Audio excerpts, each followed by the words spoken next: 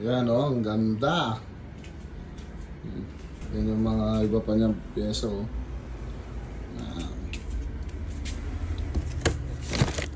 Diba? Hindi ko alam paano isa-isahin yan eh. Update ko kayo kapag ano, buo na yung makina. Ayun o. Let's go. Tapos naka-yos pa siya na shock bolt.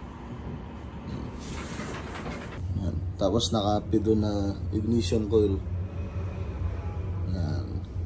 Pati yung mga engine support niya, mga bolts, puro CNC yan. Ayan o. Ganda. O, pati shock bolt, CNC yan, pati sa baba. O, yan yung swing arm niya. Naka Podium 1 Racing. Yan. Naka Daeng 4 na pipe. Ayan o, binabahan ng konti itong tank natin para lumitaw itong mga bolts natin. Tapos naka CNC bolts halos yan. Yun yung caliper niya o. Naka-align na din lahat yan. O. Ito yung gulong. Yung spacer niya pang ano, pang Honda Click. Ayan.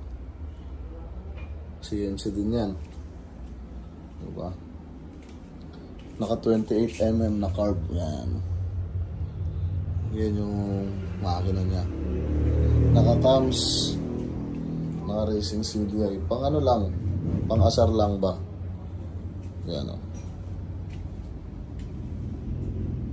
Yan yung update ngayon sa ano natin, drag bike.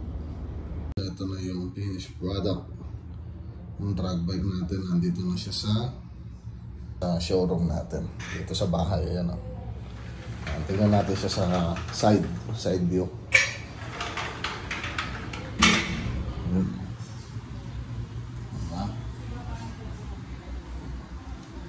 Naka CNC buong captain yan. Naka MTRT head nut. Yun o. Naka-tie na tank.